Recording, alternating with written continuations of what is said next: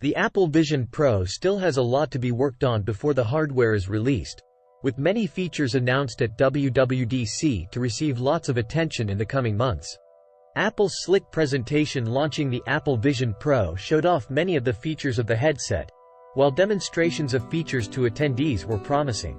However, it appears that Apple still has a long way to go to get all of the elements together for the final release version.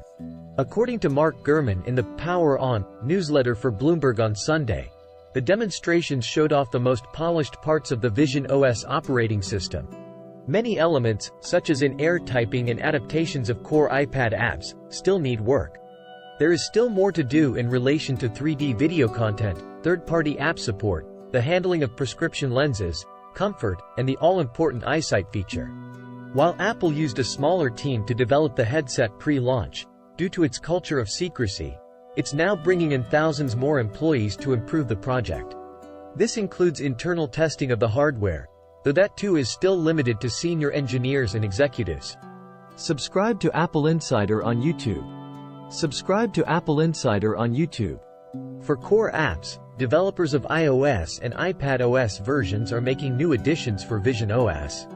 Apps for calendar, maps, books, mail, and others have yet to be finished.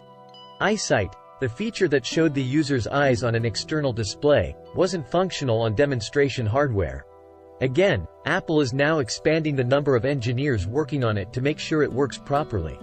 In initial expanded testing, it's been found that, while Apple tried to solve the weight issue of other headsets by removing the battery, the metal-framed hardware still apparently feels too heavy after hours of use.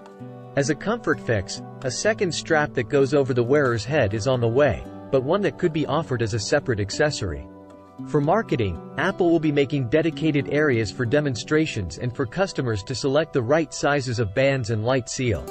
Stores will be provided an iPhone app to scan customer faces to aid in selecting the correct size. Some features aren't going to make it into the first release, but are still intended for future releases. While the first version will be able to support one desktop view of a nearby Mac screen at a time, future models will be capable of handling multiple displays. The use of personas for FaceTime conferences will apparently only be limited to one-to-one chats. In the second generation, multiple Vision Pro users will be able to use personas in a group conversation. Virtual fitness content in Fitness Plus is also anticipated for the next generational release.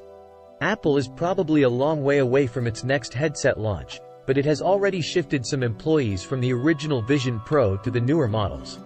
Those future additions include a second-gen high-end model and a lower-end variant.